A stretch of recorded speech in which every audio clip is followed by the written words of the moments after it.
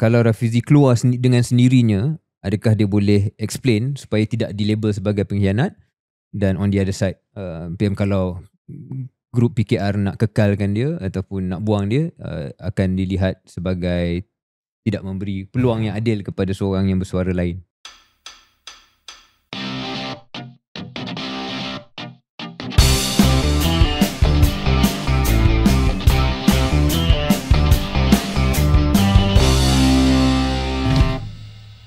Assalamualaikum, selamat datang ke episod 168 Keluar Sekejap sama saya Syaril Hamdan. Dan saya KJ. KJ, kita merakam episod ini setelah seminggu lebih episod kita yang sebelum, yang mana dalam banyak-banyak topik kita bincang episod lepas, salah satu yang besar ialah soal kecerdasan buatan, dan ini rentetan daripada peluang kita berdua untuk pergi menjenguk sebentar sidang kemuncak pertama ASEAN Malaysia AI Summit pada minggu lepas. Dan episod itu saya kira mendapat reaksi yang agak baik dan juga pelbagai berkenaan dengan beberapa topik berhubung kecerdasan buatan ini, termasuk bagaimana kita cuba fikirkan apa peranan Malaysia dan juga syarikat-syarikat Malaysia dalam membangunkan teknologi berkaitan dengan kecerdasan buatan ini. Khususnya yang kita banyak bercakap tentang ilmu, iaitu Large Language Model Malaysia yang telah dilancarkan pada minggu lepas. Tapi mungkin kita tak lengkap cerita habis, sebab minggu lepas juga beberapa produk-produk lain yang juga dilancarkan. Dan salah satu yang menarik ialah satu yang dinamakan Nur AI, KJ. Nur AI. Nur AI. Sebab kalau ilmu ni satu large language model yang cuba menjadi asas kepada produk right bank dan sebagainya, Nur AI ni saya fikir dia bukan sangat tentang sovereign AI ataupun kedaulatan kecerdasan buatan. Tapi yang saya tertarik ialah angle yang diambil adalah soal bagaimana mewujudkan satu model yang lebih patuh syariah. Itu yang kita tak bincang minggu lepas. Patuh syariah. Patuh syariah atau maknanya large language model ni ada yang patuh syariah, ada yang tak patuh syariah ke macam mana? Nanti kita tak ada hak nak mengatakan mana yang syariah compliant dan tidak. Tapi saya rasa yang adil ialah kita refleksi bahawa bila model-model ni banyak diwujudkan besarnya di Amerika Syarikat, di China, sudah tentu dia tidak diinspirasikan dari segi latihan model itu sendiri tentang nilai-nilai, bukan hanya nilai-nilai ketimuran ataupun nilai-nilai Malaysia, tapi belum tentu diinspirasikan nilai-nilai Islam. Jadi misalnya lah, saya cuba bayangkan, saya tak pasti lagi, tapi misalnya kalau kita tanya tentang soal berkenaan dengan moral, etika dan juga nilai-nilai yang perlu sejajar dengan ajaran agama, adakah itu menjadi asas kepada latihan model itu? Dan sebab itu bila kita tanya soalan tertentu, saya yakin jawapannya juga mungkin berbeza bergantung kepada bagaimana ia dilatih. Jadi mungkin itu yang cuba dibawa oleh Nur AI ni yang saya tertarik bila saya baca selepas kita rakam episod yang lepas. Saya ada juga download Nur AI ni. Nur AI ni satu large language model LLM yang dibangunkan oleh sebuah syarikat tempatan yang dikenali sebagai Zetrix AI Berhad. Sebab sekarang ni Syaril dengan saya dalam proses untuk review banyak LLM lah, sebab kita mengguna LLM dalam kehidupan harian dan dalam urus niaga kita. So we are playing around with a lot of different models to see which works better. For what reason and for what reason. Purpose, yeah. Sebab bila kita tengok macam Syaril kata tadi, LLM ni dibangunkan dan diberi latihan berdasarkan kepada data-data tertentu. Dan apabila data-data tertentu tu mempunyai bias ataupun kecenderungan kepada satu budaya ataupun satu worldview, dia punya output, maksudnya jawapan yang dibagi kepada soalan-soalan tu akan lebih mirip kepada latihan yang diterima lah. Dengan bahasa mudah lah. Saya cuba dumb down as much as possible what's going on here.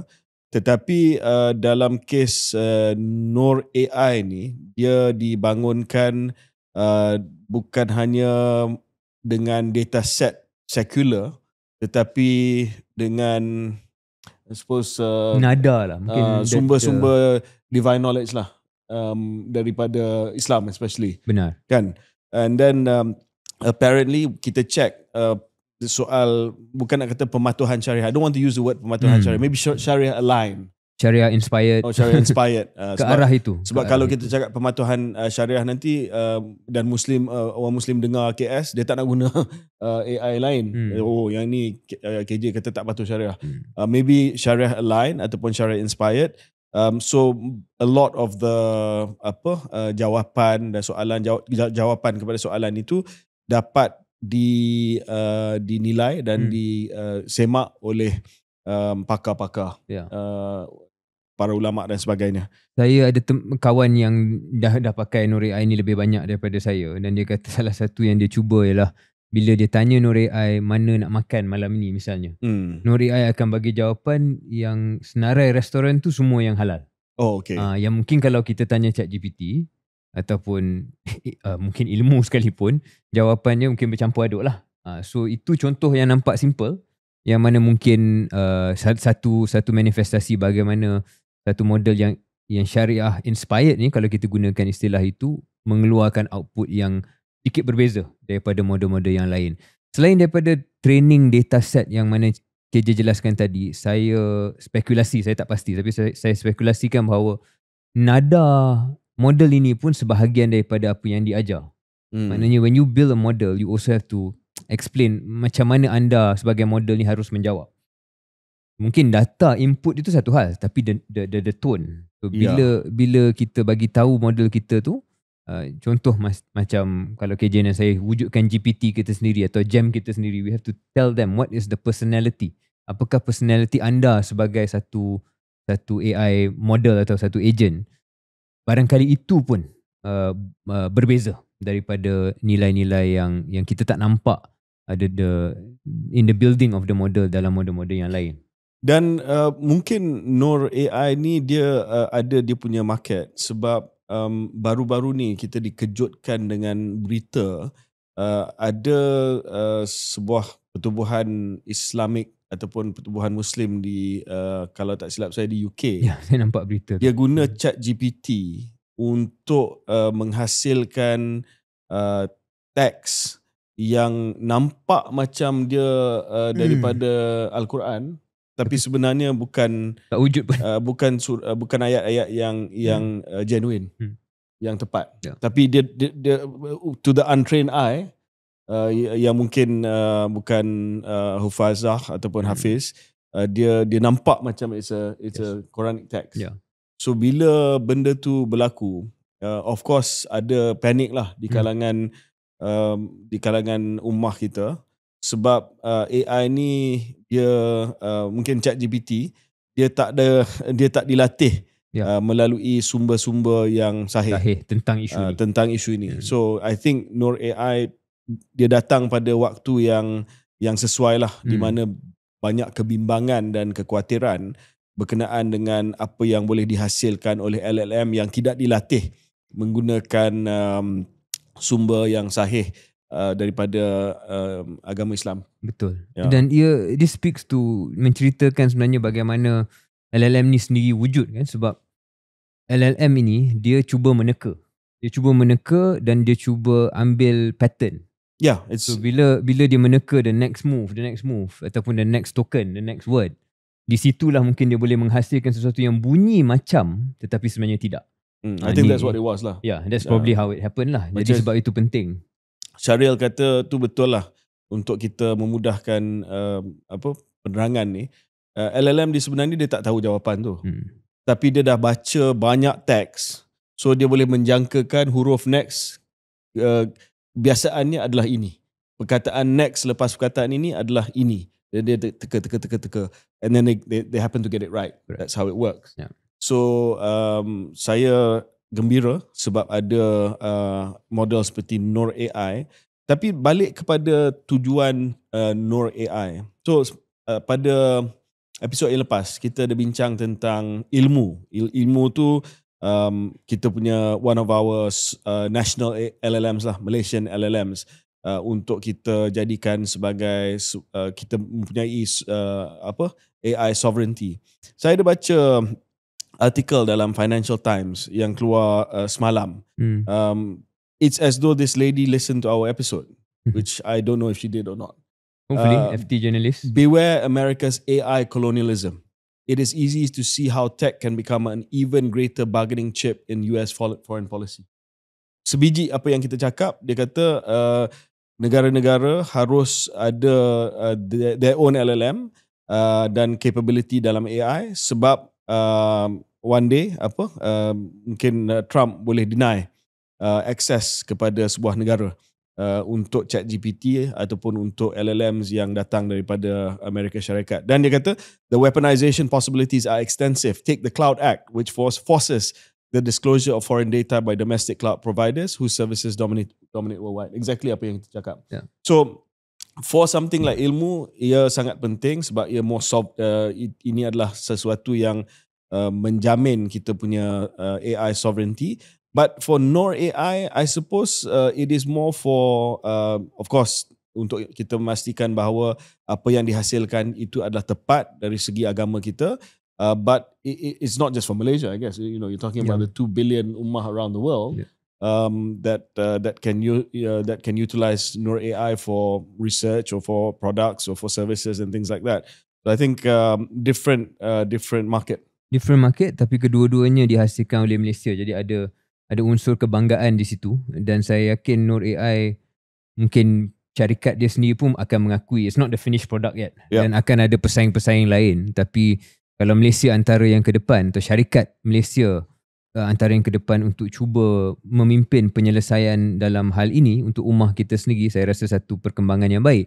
Dan kembali kepada apa yang kita bincang minggu lepas, selain daripada kedaulatan AI ni, apa yang bagus bila ada ilmu, ada Mesolytica, which is the first Malaysian LLM, and then now Noor AI, ialah kita boleh bahas tentang apa erti kedaulatan. Adakah kita perlukan a base model that is even Malaysia and original, ataupun kita gunakan open source saja dah cukup baik kalau kita boleh host di data center sendiri. Tapi apa yang kita tak boleh lupa ialah produk-produk seperti ini mengajar, mendidik, bukan mendidik lah, memberi peluang kepada pakar-pakar dalam Malaysia untuk belajar sendiri macam mana buat. So it's not just sovereignty is the biggest point, tapi selain tu is we are training and having our own talents, bakat kita sendiri untuk memahami bagaimanakah seni bina, the architecture of a model, building it up. I think that skill set alone ada nilai, ada value. Yeah. So we don't know how this AI race is going to go, but having bakat kita sendiri yang mempunyai kepakaran dan membuktikan dengan menghasilkan produk-produk yang insya-Allah boleh bersaing adalah satu perkembangan yang patut kita puji. And not to mention dari segi kita punya conscience lah bila kita guna LLM ni, sebab ramai yang nak ada alternatif selain daripada LLM yang datang daripada dunia barat. Kita dah melihat bagaimana pengguna di Malaysia sebagai contoh dah buat perubahan dari segi pembelian mereka, produk-produk yang ada kaitan dengan Amerika Syarikat, ada kaitan dengan negara-negara tertentu di pulau, di boycott dan sebagainya. And this just, gives that option for you if you don't want to use, for whatever reason. Bukan hanya disebabkan mungkin tak trust LLM tertentu berdasarkan kepada sumber yang dia ambil, tetapi your choice untuk menggunakan LLM yang dihasilkan di Malaysia yang tak ada kaitan dengan dunia barat langsung. Maybe saya nak cakap possible use case penggunaan Noor AI ni. Mungkin sebagai contoh, kalau ada Jabatan Agama Islam, JAKIM sebagai contoh, nak menjawab soalan-soalan menggunakan chatbot, mungkin sebelum ini agak risau, adakah ini sesuatu yang dibolehkan, adakah chatbot boleh menggantikan ustaz dan sebagainya. Maybe boleh test, pilot and see berdasarkan kepada output yang biasa yang dikeluarkan oleh LLM Noor AI for instance, tengok sama ada it passes the test. Sebab katanya dah di review oleh ulama dan sebagainya. So see if it passes the test. I don't know, there has to be some discussion di peringkat yang lebih tertinggi berkaitan dengan perkara ini. Yang kedua, dalam mengajar pengajian Islam, sebagai contoh. So mungkin KPM boleh melihat bagaimana Nur AI boleh membantu dalam mengajar pengajian Islam dari segi buat lesson plan, ada quiz dan juga memastikan bahawa ia lebih tepat dan konsisten dengan kurikulum yang sedia ada. Dan mungkin dalam portal-portal yang ada kaitan dengan pentadbiran agama Islam, sebagai contoh zakat, pensijilan halal dan sebagainya. So I think itu mungkin ada case-case use case yang lebih selamat lah, selamat. Especially the last one, dia tidak ada berkenaan dengan, mungkin yang pertama tu kena bincang sikit lah tentang hukum hakam dan sebagainya. That's something that I hope there will be a discussion. Jangan kita tutup langsung. Sebab suka tak suka, orang akan guna LLM untuk tanya soalan berkaitan dengan agama. I think it's happening already. Yeah. So, you know what, Gadget, on that, saya rasa kalau boleh, model yang terbaik adalah dia cepat-cepat mengaku kalau dia tak tahu. The problem with the Western LLMs or even the Chinese LLMs, so any LLMs really, dia akan bagi jawapan. So kita kena train Nur AI ataupun apa-apa yang nak jadi syariah aligned dan syariah inspired ini. If you are not clear, model tu kena cepat cakap, okay, go and talk to a real ustaz. Itu yang kena diajar selain daripada yang lain. And the last tu, I think yang paling mudah untuk dibuat lah, soalan dan juga bantuan berkaitan dengan isu seperti zakat, wakaf, haji, persijilan halal. Itu productivity enhancing agent lah. Yeah, absolutely. Dia bukan sangat tentang content. So kalau belum lagi cubalah Nur AI, satu lagi LLM daripada Malaysia, tetapi LLM ini adalah LLM yang world's first, I suppose, Sharia aligned LLM. Yeah.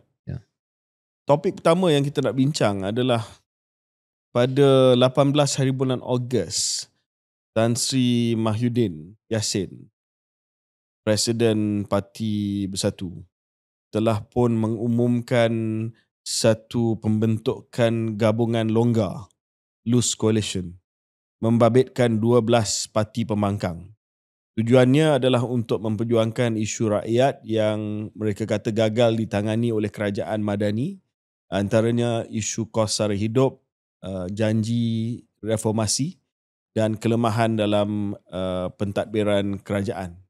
Tan Sri Mahyudin kata, kami sepakat di sini tak ada satu pimpinan parti yang tak setuju. Ini satu perkara perlu diberi perhatian dan keutamaan, termasuk soal rancangan Malaysia ke-13, RMK 13 sedang dibentang dan dibahas, yang dilihat tak dapat selesai banyak isu utama oleh kerajaan. Gabungan ini menghimpunkan beberapa parti. So ada Parti Melayu Islam Bersatu, PAS, Pejuang. Pejuang ni Parti Datuk Seri Mukhris dan juga Tun Mahathir. Parti Putra Berjasa. Dia ada parti yang multiracial tetapi banyak berasaskan kepada komuniti Cina, Gerakan. Parti India dan India Muslim, MIPP, PPP, Iman, dan Urimai. Dan satu parti progresif muda. Dalam perbincangan awal, PSM pun hadir. Tapi dengar kata later PSM dia tak setujulah untuk join gabungan longgar ini. So, apa pandangan Syaril berkenaan dengan gabungan longgar ini? Saya fikir dia dua level. Satu ialah gabungan yang hendak diwar-warkan, nak dijenamakan. Kadang-kala terlalu banyak tumpuan kepada benda macam tu. Bagi saya yang lebih utama adalah adakah gabungan ini longgar ataupun formal ataupun tidak. Dia boleh selesaikan beberapa perkara tak? Pertama, dia dah ada calon Perdana Menteri ke belum? Adakah dia boleh capai gabungan itu? Gabungan persetujuan tentang siapakah calon PM. Kedua, adakah boleh setuju untuk tidak ada bertanding kerusi yang sama? So boleh tak dia one on one versus dengan, katakanlah kalau Madani basically bergabung untuk PRU 16, adakah dia akan jadi 1 lawan 1? Ketiga, adakah sekurang-kurangnya boleh ada rangka agenda alternatif yang boleh disepakati oleh semua parti pembangkang ataupun parti di luar kerajaan? Dan keempat, ada atau tidak kesepaduan dalam strategi komunikasi supaya dapat menangkap perhatian rakyat lebih baik daripada hari ini. Sebab hari ini saya rasa masih lagi minta maaf sebut, walaupun orang kata kerajaan pimpinan Datuk Seri Anwar ada masalah, ada cabaran, tapi isunya berkait dengan isu kerajaan sedia ada. Dia bukan dapat menangkap, pembangkang tidak lagi dapat menangkap, belum lagi dapat menangkap perhatian orang tentang isu yang mereka sendiri bawa ataupun naratif yang mereka sendiri bawa. Dia lebih kepada orang mungkin tak selesa dengan kerajaan sedia ada. So saya rasa the substantive unity lebih penting daripada hanya satu gabungan atas kertas dan jenama. Ya, of course yang pertama berkaitan dengan kesatuan substantif. Sama ada mereka mempunyai ideologi yang sama. Jelas tidak. Kita nampak bahawa gabungan ini sangat-sangat luas dari segi dia punya ideologi, daripada gerakan sampailah ke PAS, sampailah ke Muda. Mungkin apa yang menyatukan mereka sekarang ini adalah cuma macam Syaril katalah, that mereka adalah pembangkang kepada kerajaan yang sedia ada. Itu yang pertama. Yang kedua, sejauh manakah bilangan yang banyak ini, 1, 2, 3, 4, 5, 6, 7, 8, 9, 11, 12 atau 12 ke 13 parti-parti ini boleh dikatakan sebagai parti-parti yang ada peluang untuk menang pilihan raya. Sebab daripada senarai yang saya sebutkan tadi, saya rasa hanya 3 saja daripada parti tersebut yang ada kerusi sama ada di peringkat Parlimen ataupun di peringkat Dewan Undangan Negeri, iaitu Bersatu, PAS dan Muda. Muda pun 2 sahajalah, satu di Parlimen, satu di Dewan Undangan Negeri Johor. Dan itu pun dimenang disebabkan mereka bergabung dengan PH pada pilihan raya yang lepas. So dari segi impact dia pun, saya tak pasti sama ada parti-parti ni boleh mempunyai impact, electoral impact lah yang diinginkan. Tetapi kalau kita nak cari positif daripada ini, mungkin gabungan longgar ini boleh menjadi permulaan kepada satu coalition ataupun satu kerjasama yang lebih formal menjelang pilihan raya yang akan datang. Mungkin bilangan dia akan lebih kecil sebab saya rasa tidak semua akan ada kemampuan ataupun mungkin akan ada yang rasa tak puas hati dan sebagainya yang akan keluar daripada gabungan ini. Tetapi at least ada usaha ke arah mencari satu titik pertemuan supaya sekurang-kurangnya ada satu opposition pact ataupun loose coalition yang boleh menjadi asas kepada a more formal coalition come election. Dan katalah Bersatu, PAS, Gerakan, MIPP, PPP yang ada pengikutnya juga, Muda, yang lain semua tu parti yang agak kecil lah, dapat setuju, 1, kepada pengagihan kerusi, 2, kepada setuju dengan calon Perdana Menteri, 3, setuju dengan manifesto dan juga policy platform mereka, dan 4, setuju dengan bagaimana gabungan ini akan digerak di peringkat akar umbi, that means mobilisation. Saya rasa then mungkin akan menjadi satu ancaman ataupun pesaing yang lebih serius kepada kerajaan dan parti-parti yang ada dalam kerajaan sekarang.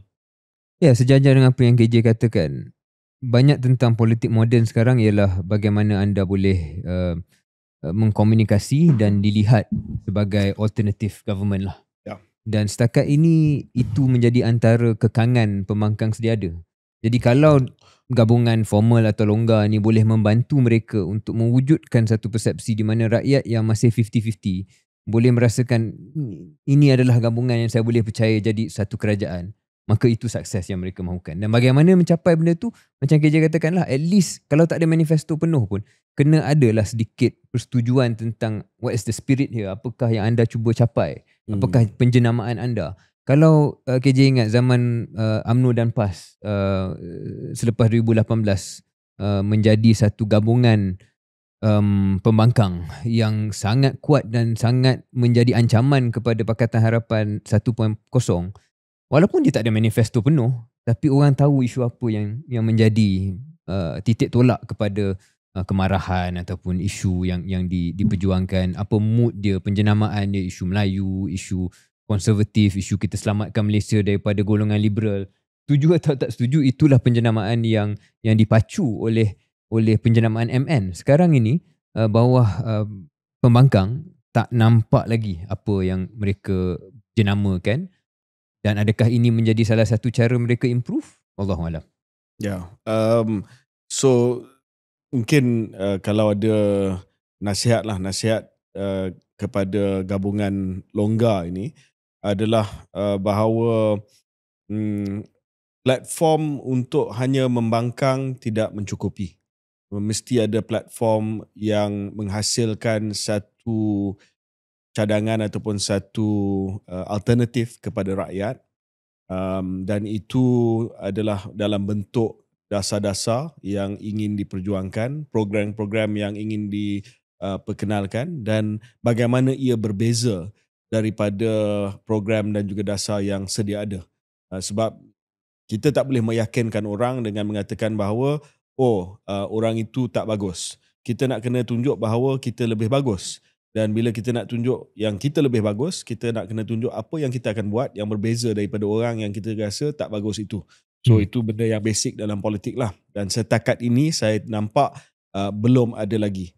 Mungkin untuk gabungan dan juga Tan Sri Mahyudin, dia rasa mungkin terlalu awal lagi. Pilihan raya pun belum lagi perlu diadakan sehingga 2 tahun lagi. So mungkin ini adalah just nak dapat comfort zone, nak selesa dengan parti-parti lain ni supaya mereka selesa bekerjasama. Mungkin akan ada satu penyelarasan yang lebih kemas, contohnya di peringkat parlimen, ya, di peringkat parlimen mungkin di kalangan PAS dan Bersatu dah memang ada, mungkin dengan Muda, dengan Sadiq akan ada penyelarasan yang lebih kemas tentang soalan-soalan yang ditanya, perbahasan yang dibuat, isu yang dibangkitkan, dan saya nampak dia punya kekuatan idea ni, walaupun kita banyak sebut tentang dia punya kelemahan, tetapi kekuatan idea ni adalah semua segmen ada. Melayu ada, India ada, Cina ada, dan Melayu ultra konservatif pun ada, dan muda pun ada. Yang progresif, yang so-called yang lebih young generation lah pun ada juga. So dari segi dia punya market segment tu ada semua. Cuma kelemahan dia tak ada sesuatu yang mengikat semua parti-parti yang ada dalam market segment yang berbeza ni. Kecuali marah dengan kerajaan sedia ada. Kecuali marah dengan kerajaan yang sedia ada, kecuali nak turunkan Anwar, tetapi bagi saya itu tidak mencukupi. Untuk mereka menjadi pembangkang mungkin cukuplah setakat ini sekarang, tetapi untuk orang ramai, terutamanya pengundi atas pagar, yakin bahawa saya pun dah fed up dengan kerajaan ni. Saya pada pilihan raya akan datang nak kepada sesuatu alternatif yang lebih baik. Mereka belum sampai tahap itu lagi. Ya. Betul. Okay. Ya, so mungkin kita break seketika dan kembali selepas ini.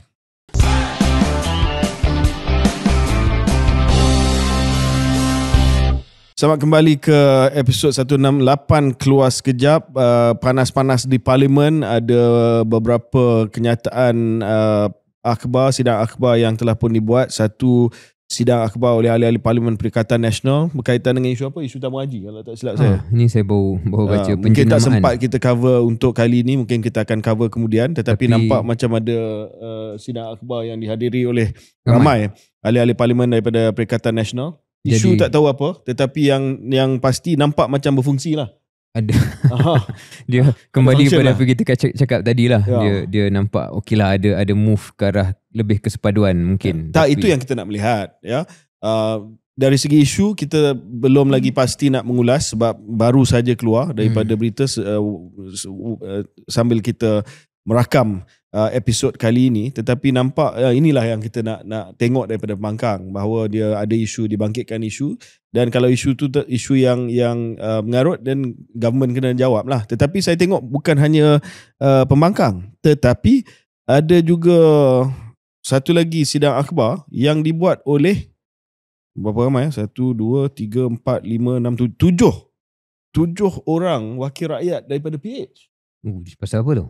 Wong Chen, Subang, Roziah Ampang, Zahir Wangsa Maju, Syed Ibrahim Ledang, Kahing Gopeng, Bakhtiar Tok Bakhtiar Balik Pulau dan Chan Chung PJ yang minta supaya kerajaan tidak membentangkan URA, Urban Renewal Bill, yang kita ada bincang beberapa episod yang lepas. Sama dengan Datuk Azman, Azman kan?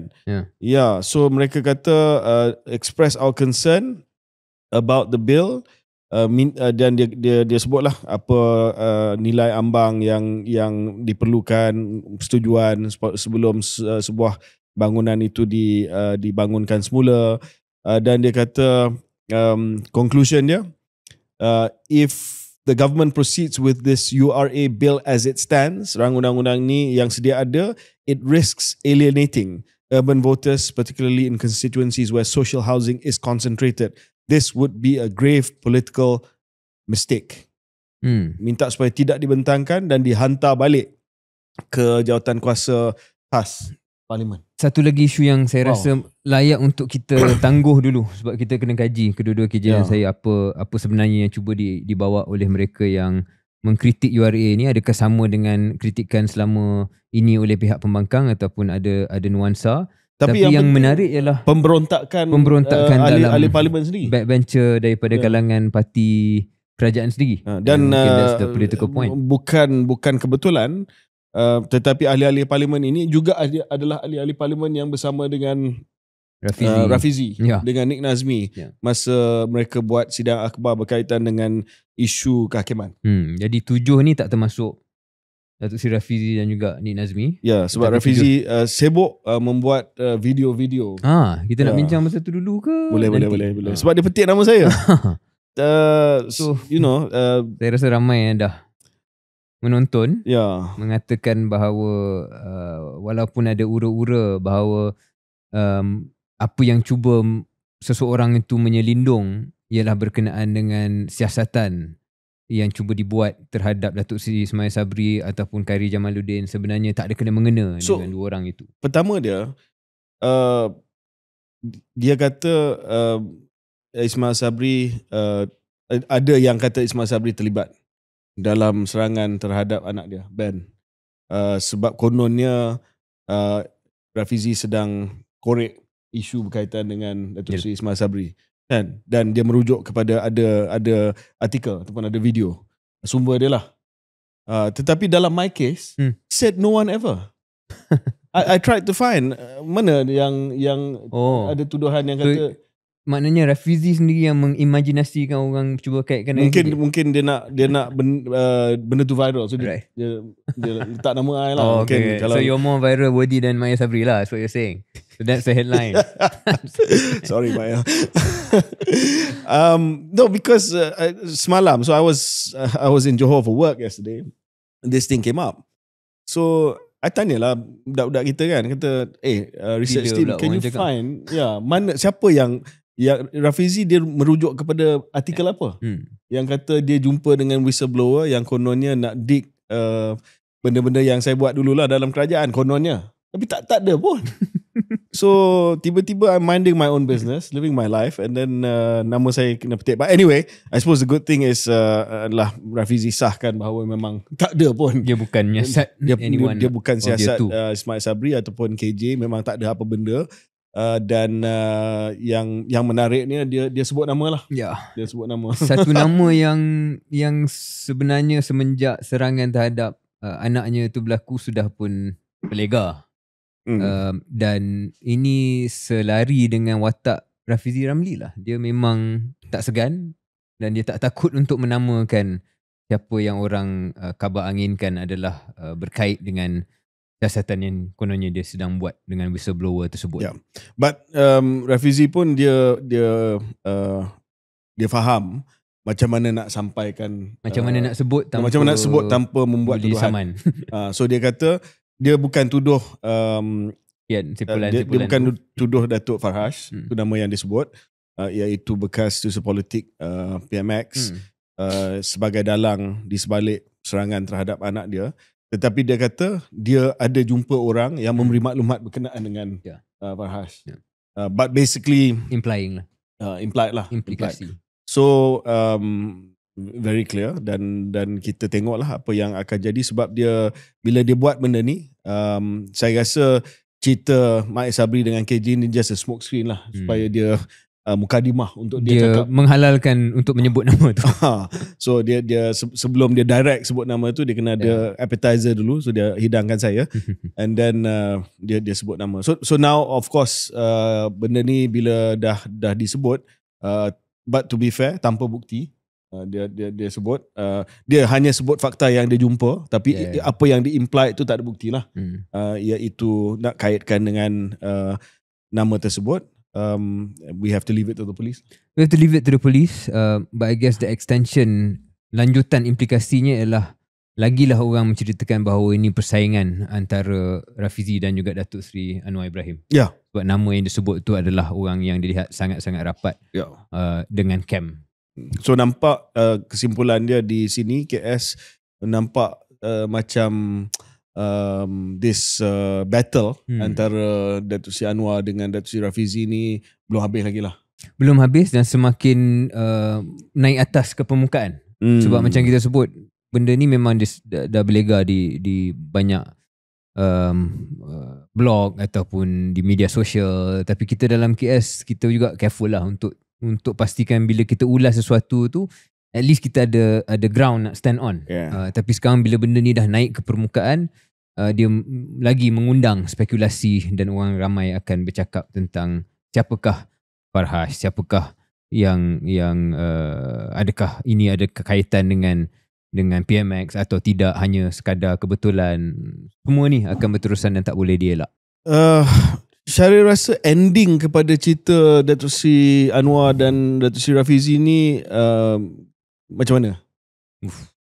Mengenali dari jauh Datuk Seri Rafizi ni, saya tak nampak dia akan go quietly into the night lah. Dia akan bersuara dan lagilah you cuba tekan dia, sama ada dengan menyerang anak dia ataupun cuba membakul sampahkan implikasi-implikasi dia ataupun komen dia di media sosial, lagilah dia akan ke depan. Dia bukan seorang yang boleh ditakut-takutkan. Jadi saya tak nampak ending selain daripada satu battle ataupun satu persaingan yang akhirnya saya rasa akan terbuka. Sama ada ia dizahirkan dengan satu gabungan parti baru ataupun tak ada parti tapi secara terbuka lebih banyak menyerang dan memberontak kerajaan hari ini. Saya rasa itu trendnya akan berterusan. Dan ending dia ialah some sort of open fight. Itu jangkaan saya. Adakah dia akan sampai satu tahap di mana dia menjadi gunting dalam lipatan yang terlalu tajam sehingga terpaksa macam nasib macam kita lah. So you know, how much can PMX tolerate? Itu soalan dia. Tapi orang-orang sekeliling PMX pun, kalau kita nak spekulasi, mereka juga ada akal politik. Dan saya yakin sebahagian daripada mereka mentafsirkan bahawa mungkin Rafizi nak sebenarnya dipecat. Dan bila seseorang tu sebenarnya nak dipecat, di situlah jangan kita pecat. Kita lebih baik simpan dalam lah. Simpan dalam, dan kalau dia buat apa-apa, kita boleh tuduh anda adalah gunting dalam lipatan, anda adalah satu lagi apa peribahasa yang satu yang tak best, musuh dalam selimut. Musuh dalam selimut. So lebih sedap kita buat macam tu daripada kita buang dia dan dia kemudian bebas untuk buat apa saja selepas itu. So dia akan force Rafizi's hand. Kalau you want to create a new party, you have to leave, and that makes you look sebagai pengkhianat dan bukannya kami yang buang anda. So tapi saya nampak it's towards some sort of break lah. Tapi biasanya saya nampak dalam mana-mana parti politik, dia punya tahap kesabaran untuk biar seorang pemberontak ni ataupun seorang musuh dalam selimut untuk kekal dalam selimut itu, semakin lama semakin kurang dia punya kesabaran lah. But after a while dia akan buat keputusan kita Pro dengan kontra je lebih baik buang. Kita buang sajalah. Dia sama dengan apa yang berlaku pada Parti Buruh di UK, kalau Syaril masih lagi ingat. Ada yang kata sepatutnya Starmer biar je Corbyn dalam parti, tetapi dia buat keputusan untuk buang. So sekarang ni bila dia buat keputusan untuk buang, kemungkinan besar pada pilihan raya akan datang dia akan hilang sokongan daripada the true leftist lah dalam Labour yang tak akan sokong dia. So sama juga dengan kes ini, kalau buang dia, of course dia tidak lagi menjadi gunting dalam lipatan, tetapi market yang dia ada tu, the urban non-Malay market, dan the Malays yang sokong dia akan lari daripada, akan lari ke dia, akan lari ke Rafizi. Lari ke Rafizi. Persoalannya kalau tidak dibuang tetapi tidak disenaraikan sebagai calon, adakah last minute dia akan buat sesuatu? Itu pun satu kemungkinan lah. So the question, strategic question dia adalah sama ada dicalonkan sebagai diletakkan sebagai calon parlimen lah, tetapi tidak dilayan sebagai ahli cabinet or whatever, just become a backbencher, begitu sajalah. Dan saya rasa if you can tolerate can tolerate it, that's what you should do. Sebab you box him in, exactly dia tak boleh nak buat apa. Dan dia kena buat keputusan, keluar. Dan kalau dia keluar, that's the moment you say yes. Jadi dia dua-dua side kena kira lah. Sebab kalau Rafizi keluar dengan sendirinya, adakah dia boleh explain supaya tidak dilabel sebagai pengkhianat? Dan on the other side, PM kalau grup PKR nak kekalkan dia ataupun nak buang dia, akan dilihat sebagai tidak memberi peluang yang adil kepada seorang yang bersuara lain. Bercakap tentang pemberontak, ada kes yang melibatkan Ketua Pemuda UMNO, Dr. Akmal Saleh. Ini kaitan dengan isu yang kita bincang pada episod yang lepas lah. Tapi Syaril, sebelum kita cakap tentang Akmal ni, saya difahamkan ada lagi satu kes, kalau tak silap saya di Pontian hari ni, mana ada jalur gemilang yang dikibar dalam keadaan yang terbalik. Alamak. So ada lagi. Cuma ahli parlimen Pontian, Datuk Seri Ahmad bin Maslan telah pun kata apa dia kata? Dia cuai. Dia kata jangan marah, jangan buat tindakan yang ekstrim. Dia kata dia cuai. Dia kata di klinik pergigian swasta. Okey. Kecuaian tu dia? Apa kecuaian? So dia kata kecuaian lah, bukan perkauman. Tetapi mungkin saya merayulah kepada semua pendengar dan juga penonton KS dan siapa-siapa yang terlintas tengok video ini. Kita sekarang ni dalam bulan kemerdekaan. Tak lama lagi kita akan sambut hari kemerdekaan, dan juga pada 31 hari bulan Ogos dan hari Malaysia pada 16 hari bulan September. Biasanya kita akan kibar sampai 16 hari bulan September. Saya rasa saya minta semua lah yang nak kibar bendera ni, tengok sikit lah kepada bendera yang dikibar tu. Bukan susah sangat kot. Saya rasa it's quite obvious which way up it is. So please. Sebab kita, saya merayu ni Syaril sebab apa? Sebab saya tak nak benda ni, sepatutnya kita raikan kemerdekaan, kita raikan patriotisme, kita raikan semangat kenegaraan kita. Saya tak nak insiden after insiden, walaupun dia cuai, dijadikan sebagai bahan politik oleh politician tertentu. Datang kepada isu Akmal ni, apa yang jadi? Dia macam KJ katakan lah, KJ merayu supaya kita lebih berwaspada, supaya isu ni tidak dipolitikkan, tapi saya khawatir dah terlambat sebab dia macam satu demi satu. Seolah-olah benda ni kecuaian, kalau kita percaya ialah satu kecuaian. Kecuaian itu akan dirakam dan ditularkan sebab apa yang sedang dan telah berlaku lewat ini. Maksud saya adalah mungkin tahun lepas, 2-3 tahun lepas, daripada ribuan, puluhan ribuan, mungkin ratusan ribuan bendera yang dikibarkan di seluruh negara, akan ada kecuaian tertentu, tapi disebabkan mood pada 2025, Ogos 2025 adalah untuk kita jadikan benda ni isu, dan kita dah percaya benda ni isu, jadi satu benda yang mungkin kecuaian pun akan digembar-gemburkan. Dan di sini entahlah KJ, saya rasa tak boleh kita nafikan ia berkait dengan individu tertentu seperti Dr. Amal yang minta maaf. Saya pernah sebut bila hal KK Mat dan Stokin, kemudian dalam hal ni saya cakap dengan lembut lah sebab ramai dalam pemuda UMNO masih saya anggap sebagai kawan dan teman. Tapi ini bukan gaya kepimpinan yang saya minat lah. Kalau anda minat, anda minat. Tapi cara saya adalah macam mana KJ jadi ketua pemuda UMNO dulu.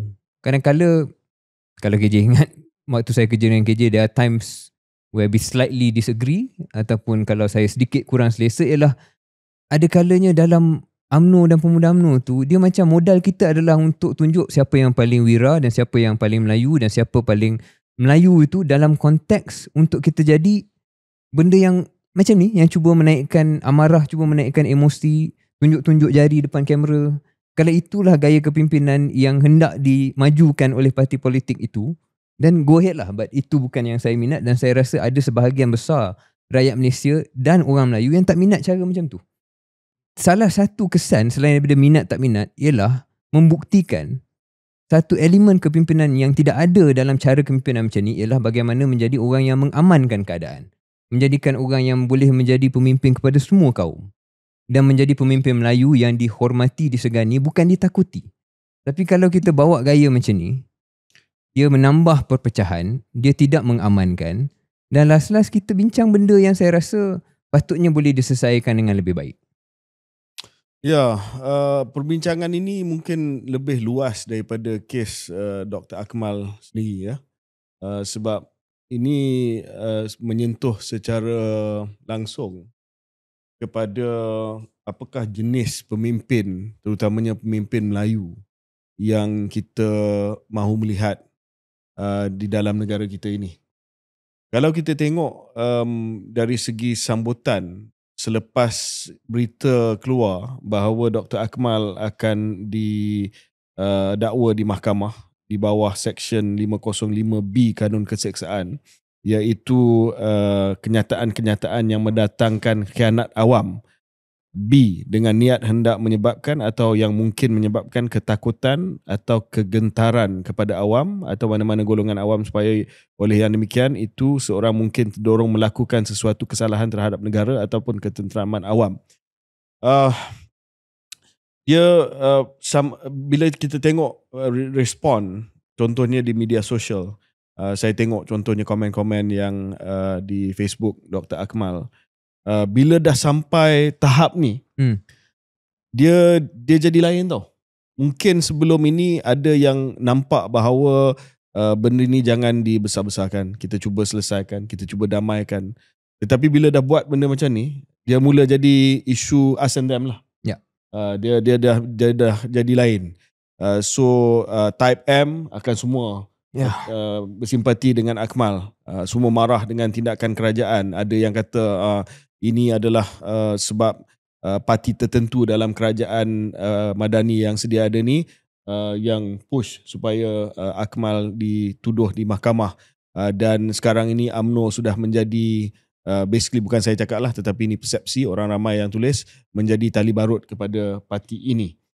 Dan akan ada yang kata juga ini adalah double standard sebab tidak ada tindakan yang tegas terhadap mereka yang start this in the first place, ataupun yang mereka yang terlibat dalam polemik provokasi yang sama bersama dengan Dr. Amal. Sebab Dr. Amal was responding to some another party. So nampak macam dia saja yang kena, tapi yang lain tu tak kena. Sedangkan mereka juga escalated the issue, to be fair. So itu semua type M. And then on the other side, non-type Ms, dia akan ada pandangan dan pendapat yang lain. Dan yang saya nampak yang semakin terhakis ini adalah the middle ground lah. Sebab middle ground ni tak popular. Macam Syaril katalah, orang yang cuba mencari penyelesaian, pendamaian. Ni tak ada siapa yang nak buat kerja ni, sebab kerja ni tak nampak macam tak best lah. Siapa nak buat kerja tu? Sebab it's better kita betul-betul berada pada satu sudut ataupun the other side. Ya? Kalau type M yang percaya kepada pendekatan seperti ini, yang marah dengan the other side, dia akan bersama dengan Akmal. The other side pula yang nak melihat Akmal didakwa dan tindakan diambil akan jadi lebih keras di tempat itu. Dan saya nampak di peringkat kepimpinan negara pun tak ada siapa yang nak touch benda ni. Sebab dia tahu bahawa tak ada menang, memang tak ada kemenangan kalau kita ambil take side. So lebih baik kita diam dalam isu ni. Saya nampak Presiden pun, Presiden UMNO, dia cuba tenteramkan keadaan, tetapi kenyataan yang saya nampak tidak tegas sangat. Timbalan Presiden pun ada sebut dia cuba defend Akmal, tapi nampak sekarang ni more or less Akmal you're on your own lah. You're on your own, good luck. Dan daripada Perdana Menteri pun nampak bahawa tidak ada apa-apa lah. Just let ada generic statement lah. Just let the process take its course. So nampak macam siapa-siapa, nobody yang nak touch isu ni. Dan apa yang kita perlukan macam Syaril kata adalah seorang pemimpin yang betul-betul datang dengan kenyataan yang tegas, meraihkan bulan kemerdekaan ini dan mengatakan bahawa enough is enough. Kita tak boleh tolerate benda ni, sama ada daripada pihak pemuda UMNO ataupun sama ada daripada pihak DAP yang juga escalate benda ni. Stand down, dan kalau tidak kita akan ambil tindakan kepada semua pihak. So saya nampak ini balik kepada soalan saya tadi, jenis kepimpinan Melayu macam mana yang kita nak melihat dalam negara kita. Ya, kita nak melihat jenis kepimpinan Melayu yang boleh mempertahankan isu-isu yang berkaitan dengan bangsa, agama dan negara. Dalam kes ini negara lah, sebab simbol kenegaraan kita adalah jalur gemilang. Tetapi pada masa yang sama tidak memprovokasi sehingga menjadikan ini sebagai modal politik untuk mencapai kemenangan politik. Saya rasa itu yang kita mahukan, orang yang boleh tenteramkan keadaan dan bukan memprovokasi. Kadang-kadang ayat yang kita gunakan tu pun menjadi cerminan lah.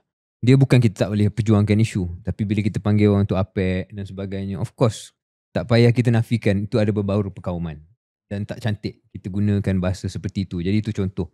Pada masa yang sama saya setuju berkenaan dengan ada juga yang lebih ataupun kalau nak katakan ekstrim di peringkat yang bukan Melayu pun ada. Yang perlu kita call out. Dan satu benda unik tentang Malaysia ni, penting untuk pemimpin dalam kaum itu sendiri yang cuba bawa kepada perdamaian ataupun jalan tengah. Jadi lebih mudah misalnya kalau ada pimpinan-pimpinan dan mereka yang pengaruh dalam komuniti bukan Melayu. Kalau ada contoh-contoh mereka yang ekstrim di situlah pimpinan parti-parti tersebut perlu ke depan. Sama juga macam mana mungkin peranan macam KJ pernah mainkan satu ketika, saya pernah sebut dalam episod-episod dulu. Bila ada saja benda yang nampak bahawa lebih terlalu ekstrim, KJ akan ke depan untuk katakan okey, ini bukan kepimpinan Melayu yang kita hendak. But you know what the criticism was? That you're not Malay now. Yes. Yeah. Bila saya buat tu masa saya ketua pemuda, kritikan dia adalah inilah pemimpin dan saya yakin selepas liberal episod ni tak cukup Melayu. Dalam komen episod ni confirm akan kata inilah sebab dia tak sesuai untuk jadi pemimpin UMNO dan sebagainya. I mean that was my leadership. Itu memang leadership style saya waktu saya ketua pemuda UMNO Malaysia. Sekarang ni Akmal decide to take a different road. Ya, saya faham dan I'm in touch dengan Dr. Akmal. Saya faham apa dia punya world view dan sebagainya, dan I know what he's doing. Dia pun tahu pendirian saya. So tetapi bagi saya buat apa yang saya rasa betul waktu saya jadi ketua pemuda UMNO Malaysia. Betul. Dan zaman ini lebih penting kita ada macam tu lah bagi saya. Kalau tidak, negara ni akan lebih polarized dan sampai ke sudah tidak ada jalan perdamaian. Yeah, correct. So that's Akmal. Maybe we take a quick break and come back after this. Okay.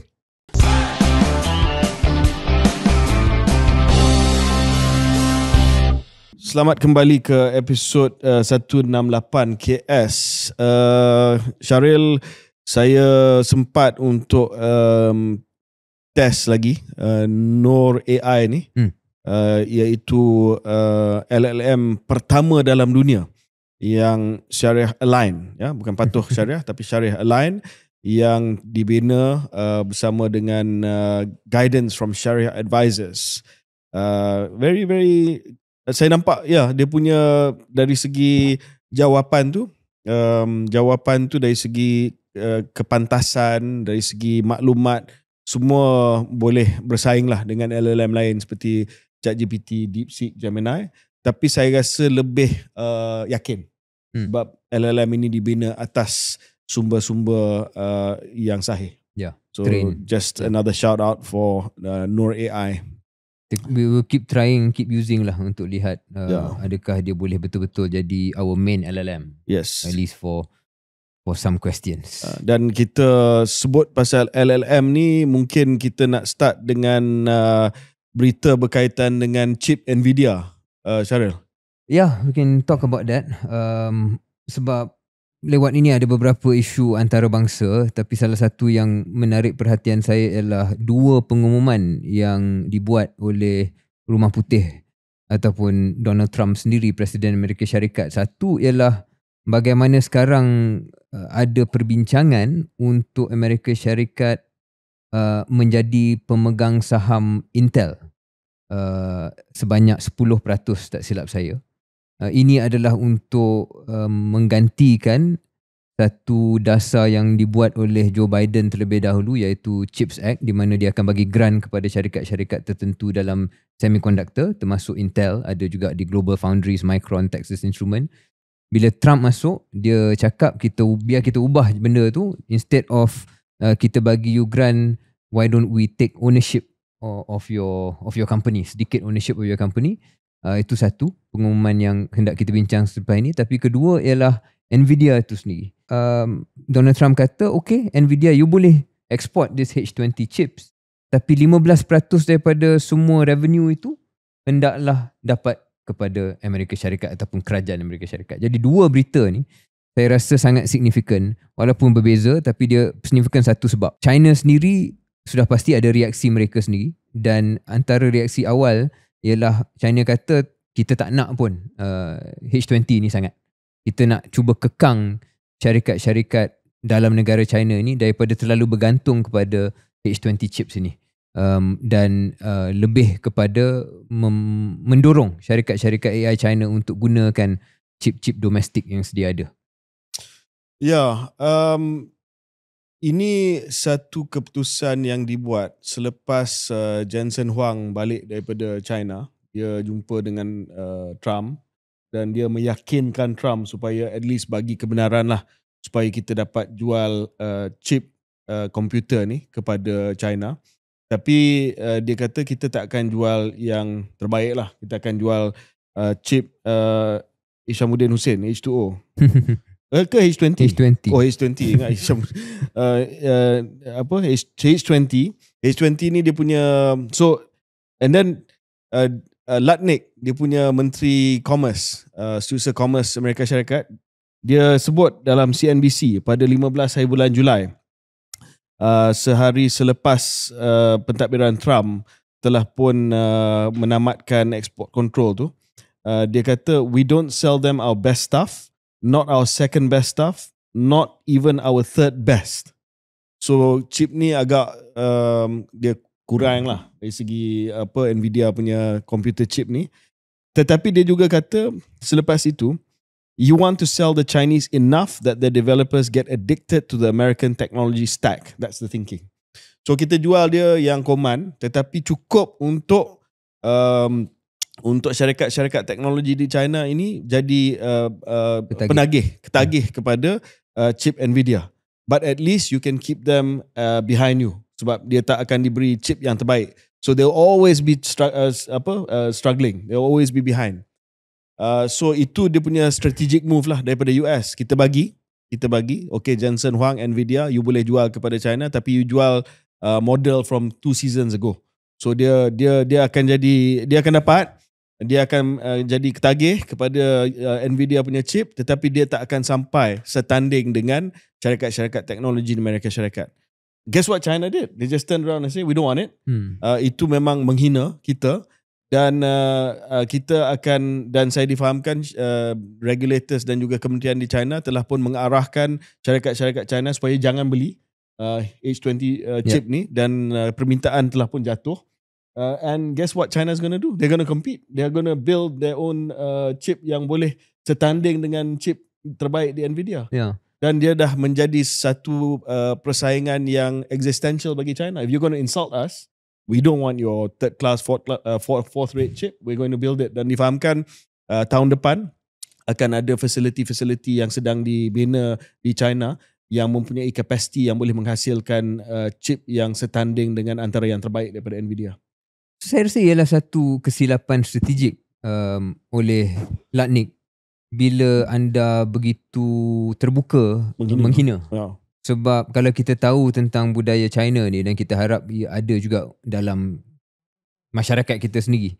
Satu ialah bagaimana kita dapat keuntungan ekonomi, tapi janganlah sampai menghina maruah sesuatu negara bangsa. Dan Chinese are very proud civilization kan. Sudah tentu mereka tidak akan terima macam ini. Dan sudah pun ada isyarat-isyarat awal apa yang KJ sebutkan tadi, iaitu cubaan untuk mengekang teknologi terbaik kepada China hanya akan membawa kepada satu keadaan di mana China sendiri akan mampu membina keupayaan teknologinya lebih laju daripada kalau you tak tutup awal-awal. Jadi ini adalah ironi je. If anda cuba kekang, akhirnya lawan anda itu sendiri menginspirasikan diri untuk berjaya mengatasi anda satu ketika yang lebih cepat daripada kalau anda tak buat apa-apa in the first place. Jadi ini salah satu lagi dimensi di mana nampaknya akan ke arah itu, sebab macam disebut tadi dah ada syarikat-syarikat China yang mempunyai keupayaan, mungkin belum lagi sampai tahap Nvidia tapi tak begitu jauh. Dan kita tahu kalau kita lihat sejarah mutakhir China ini, daripada kehebatannya dalam sektor pembuatan, kehebatannya dalam sektor teknologi, sudah ada kita tengok chip Huawei lewat ini, sudah ada isyarat dan juga bukti dalam DeepSeek dan sebagainya, di mana walaupun anda mengekang the best chips kepada China, mereka masih boleh menghasilkan output kerana lebih efisien ataupun apa sajalah, the more optimal way of doing the models and using AI ataupun building AI in a different way, using hardware yang mungkin tidak secanggih tapi outcome yang lebih baik ataupun sama baik. So saya tak terkejut lah kalau benda ni akan backfire kepada Amerika Syarikat. Dan mungkin saya nak tambah, ada satu artikel saya nak baca. Chinese regulators have urged more use of domestic chips in recent years, but seperti mana yang kita sebutkan tadi, tech giants like Alibaba to ByteDance, ini syarikat-syarikat teknologi daripada China, argued that the AI development will be impaired without Nvidia's chips, hurting China's chance to win a technology arms race with the US. So assumption dia adalah syarikat China macam Alibaba dengan ByteDance ni kata kalau tak dapat Nvidia punya chip, dia akan jauh ketinggalan. Tetapi some close to the tech companies have said they have become more accepting of a switch, especially for inference. Inference ni bila AI sistem menjawab soalan daripada kita guna lah. So dia chatbot punya soalan lah. That shift came after wider testing and adoption of chips from domestic producers including Huawei and Cambricon, following Washington's initial April ban on exporting Nvidia's H20. So dah ada bukti dah. That they can innovate. That's right. They can innovate. That's right. If there's anything that China can do, they can imitate and innovate. That's right. Yeah. And it's just a matter of time. Yeah. So we'll see how this plays out. Tapi very interesting. So that is on Nvidia lah dan apa yang berlaku. Dan mungkin apa yang diharapkan oleh Amerika Syarikat, kita dapat duit daripada ni, it may not end up as what they expect. Back to Intel KJ, sebab that's the other story kan. On Intel pula, what is interesting ialah macam saya sebut tadi, ia adalah satu peralihan ideologi dasar di mana satu negara yang sepatutnya very very capitalist, akhirnya kerajaannya sendiri masuk campur dan menjadi pemegang saham kepada satu syarikat yang besar. Jadi soalan yang mungkin orang akan tanya, adakah ini hanya terhad kepada Intel ataupun akan juga dipanjangkan kepada penerima-penerima bantuan chip Act lewat ini, misalnya Micron, Texas Instruments, Global Foundries, are they also going to get the same treatment? Kedua ialah, adakah disebabkan Intel sekarang ini, kalau ia berlaku, menjadi sebahagian yang dimiliki oleh Amerika Syarikat, kerajaan, dan kalau 10% that will be your biggest shareholder, adakah orang macam Apple dan juga Nvidia, sebab kita ingin Intel ni is not just producer of its own chips, dia juga ada foundry dia sendiri, dia juga buat chip untuk orang lain. So contoh Nvidia, dia akan hantar sekarang ni saya rasa banyak ke TSMC untuk buatkan. Kalau Donald Trump dah jadi pemilik Intel, adakah Nvidia, adakah Apple dan juga syarikat-syarikat Amerika Syarikat yang lain akan dipaksa untuk you pakai Intel lah. So itu pun menjadi kesan kepada kehebatan teknologi itu yang mungkin ada kesan negatif. Dan mungkin berkait ialah adakah ini cukup untuk Intel, sebab bagi kita yang mengikuti benda ni secara jauh pun, kita tahu Intel ni satu ketika dahulu memang sangat-sangat hebat. Tapi sudah diatasi oleh AMD, oleh Qualcomm untuk soal the PC chips, dan bila sampai ke GPU ataupun AI memang jauh ketinggalan daripada Nvidia. So dia neither here nor there. So is this ownership going to be enough ataupun dia datang dengan certain strings seperti mana kita sebut tadi. Jadi ini menarik untuk mereka yang minat tentang geopolitik tetapi juga tentang bagaimana ekonomi dan the technology companies di Amerika Syarikat sedang disusun dengan selera Donald Trump. Okay, mungkin one more last topic je. Sure. Back to Malaysia. Saya tertarik bahawa ada pengumuman daripada Timbalan Perdana Menteri, bukan Timbalan Perdana Menteri 1, walaupun Timbalan Perdana Menteri 1 yang telah melancarkan Nur AI, Datuk Seri Ahmad Zahid Hamidi, tapi yang kita nak bincang sekarang ini adalah satu perkara yang disebut oleh Timbalan Perdana Menteri kedua, Datuk Seri Fadilah Yusof, yang juga Menteri Tenaga, Menteri Peralihan Tenaga dan Transformasi Air, di mana ia berkenaan dengan teknologi nuklear dan SMR. Apa SMR ni? Small Modular Reactors. Saya bangkitkan benda ni sebab KJ antara episod awal dulu pernah kita bincang tentang teknologi nuklear. Dan waktu itu saya agak skeptikal, tapi semakin banyak saya membaca KJ, saya rasa semakin dekat dengan pendirian KJ awal dahulu, iaitu Malaysia dah perlu betul-betul fikir untuk gunakan teknologi nuklear ni sebagai sebahagian daripada energy mix kita. Apa yang disebut oleh TPM, Datuk Seri Fadilah, dia kata kerajaan sedang membuat kajian tentang nuklear. Pertama, strategi pengurusan sisa radioaktif yang sudah pasti menjadi kekhawatiran ramai, termasuk teknologi macam mana nak simpan jangka panjang, pelupusan yang selamat. Kedua ialah kita banyak benda yang perlu kita buat untuk mematuhi piawaian antarabangsa IAEA, satu agensi bawah PBB kan, tak salah saya. Ya, betul. That basically regulates nuclear and non-proliferation. Ketiga ialah bagaimana nak pastikan kita ada penerimaan masyarakat awam, yang orang tak takut, orang faham apakah teknologi nuklear ini yang sebenarnya digunakan, bagaimana ia selamat. Dan juga sudah tentu keempat, memastikan ada maklum balas industri. RMK 13 sudah pun mula menzahirkan dengan lebih jelas bahawa memang ada hasrat dalam kerajaan untuk mengkaji dan barangkali melaksanakan teknologi nuklear ini. Teknologi nuklear ni macam-macam lah yang kita boleh bincang kejap lagi. SMR macam saya sebut tadi, dan juga ada satu lagi konsep floating power unit, tak silap saya, iaitu basically logi itu atas kapal, bukan di tanah tetapi di satu vessel di pesisiran laut lah, pesisiran pantai, yang boleh menjadi penjana kepada kuasa nuklear di Malaysia juga. Yang saya fikir tentang perkara ni KJ, bila saya reflect balik kepada isu AI kita juga. Sebab AI ni sudah tentu salah satu komponennya adalah data center kan. Dan saya terkejut membaca bahawa di Malaysia ni, kalau ikut data yang saya tengok, ada dua yang mengelirukan sikit lah, tapi satu, by 2030 menjelang 2030, data center sendiri akan memerlukan 7 ke 8 gigawatt. Ada satu lagi data yang lebih dramatik, 2035 hampir 20 gigawatt.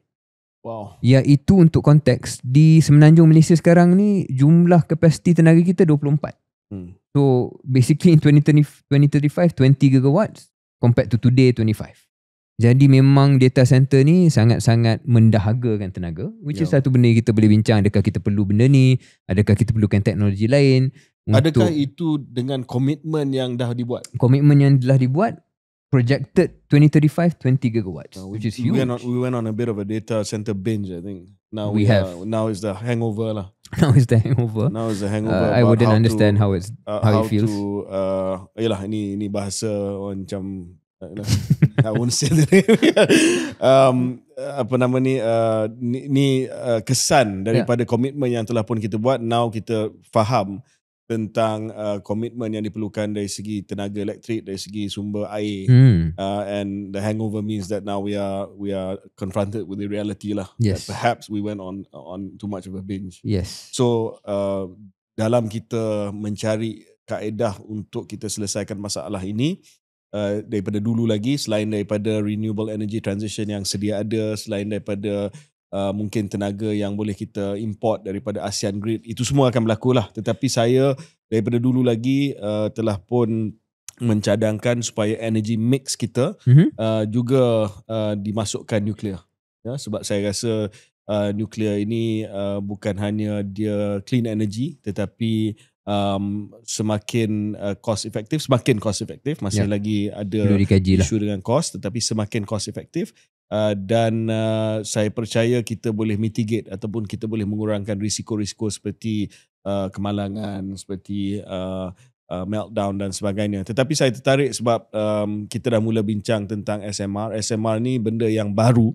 Again, let's not get carried away, benda yang baru yang masih lagi dalam fasa percubaan di negara-negara lain juga. So dalam bahasa yang mudah, SMR ni dia menggantikan loji nuklear yang besar lah. So kalau dulu kita biasa dengan loji nuklear yang besar dan kita risau sebab kita ada dengar ataupun baca dalam berita sejarah-sejarah seperti Chernobyl, Fukushima, Three Mile Island dan sebagainya, SMR ni adalah lebih kepada reka bentuk yang modular, yang membolehkan pembinaan secara berperingkat dan kapasiti boleh ditambah sikit demi sedikit dan bukan pelaburan yang besar sekaligus. Dan ia sesuai untuk grade yang kecil, terutama di kawasan yang terpencil, ataupun mungkin untuk data centers, you can build a small modular reactor untuk that area dan service data center tersebut tanpa kacau grid utama. Kos permulaan juga lebih rendah berbanding dengan loji nuklear biasa dan pembuatan, sebab banyak pembuatan boleh dibuat di kilang bukan di tapak. So the completion risk is reduced. Sebab antara masalah loji nuklear yang tradisi ni, most of them, many of them akan siap dengan lewat dan akan ada dramatic cost overrun lah, dan dia akan ambil masa yang lama untuk membina. So dengan modular, bina di kilang, prefab dan bawa ke tapak lebih cepat, dan disebabkan ia lebih fleksibel, ia boleh dibina di lokasi mana-mana. So kalau ada kerisauan, contohnya loji nuklear nak letak kat mana, negeri mana, at least small modular nuclear ni, modular reactor ni boleh dibawa ke, macam saya sebut lah, kawasan yang terpencil yang mana mungkin tak ramai kepadatan penduduk di kawasan tersebut. So, ataupun kawasan industri. Ataupun kawasan industri. So I think it's definitely, walaupun masih lagi dalam peringkat permulaan pelaksanaan SMR juga di negara lain, satu perkembangan yang positif bagi saya for us to explore this. Ya, and satu benda yang untuk melengkapkan, satu yang unik saya tentang nuklear ni sebagai penyelesaian kita, satu ialah dia memenuhi keperluan base load yang stabil, sebab tenaga solar ni dia intermittent kan, dia tak sepanjang masa. Betul. Jadi base load ni adalah apakah bekalan tenaga minimum yang diperlukan secara berterusan 24 jam sehari. Kalau solar ni dia bukan 24 jam sehari. Jadi tidak ada lagi penyelesaian yang boleh baru selain daripada nuklear yang boleh menjamin base load yang lebih stabil. Kedua, macam saya sebut tadi, permintaan ekonomi digital ini yang dizahirkan contoh melalui data center, tapi yang lain juga sama. Dan ketiga, soal keperluan ataupun sasaran tenaga boleh baru kita lah dan nyah karbon kita, our renewable energy targets, sifar karbon bersih dan sebagainya. Ini boleh membantu ke arah matlamat tersebut. Jadi kita nak kaji. You know, not to forget mentioning high quality job creation. Sebab kalau nak bangunkan kuasa nuklear dia memerlukan bakat nuclear scientist basically. Dan saya rasa kita ada ramai bakat yang minat dalam bidang nuklear ni, tetapi tidak ada tempat untuk mereka pergi explore industri nuklear ni. So kalau kita dah mula industri tenaga nuklear ni, there's considerable job creation there, good job creation. KJ familiar with SMR? How familiar are you with this FPU? Saya pun mula baca. Not so much. I've heard about it, tapi tak berapa. So minta maaf kalau tak tepat. Kita kaji selepas rakaman ni juga. Tapi yang saya faham KJ is even sisa tu dia tinggal dekat atas kapal. So sisa tu tak pernah ada dekat Malaysia ataupun kat bumi, dekat tanah. Dan selepas beberapa tahun sisa tu boleh bawa lah sisa tu pergi tempat lain. Maybe ada negara lain yang boleh bawa ke mana? Pengurusan sisa tu ada ghost ship yang ada sisa nuklear. So pengurusan sisa tu mungkin orang lain, negara lain ada kepakaran. Yang macam contoh saya faham TPM dah pergi ke Rusia. So I think this FPU thing is maybe more of a Russian technology. Okay. Geopolitics aside, tapi mungkin satu contoh pengurusan sisa tu dibuat di tempat lain oleh orang yang tahu, tapi the power datang kepada kita. So quite an interesting thing yang saya nak kaji dan belajar sedikit. Okey, tapi sebelum kita mengakhiri episod kali ni, Syaril, saya nak mewar-warkan kerana sahabat-sahabat kita daripada Masjid Negara telah pun minta saya promote sempena bulan kemerdekaan ada mini carnival Masjid Negara 23 hari bulan Ogos 2025, 7 pagi hingga 5 petang. Ada Explorers Iman Merdeka. Explorers Iman Merdeka. Larian ke apa? Tak pasti, tapi mungkin satu perlumbaan kejar iman. Okay, macam mana je nak ukur? Tetapi ada macam-macam yang berlaku, booth pameran agensi, gerai jualan, pertandingan mewarna, pertandingan azan, mungkin ada yang nak join, dan pelbagai lagi acara yang ada di Masjid Negara. So jom kita sokong Masjid Negara kita. Okay? Okay. That's it for today. Thank you.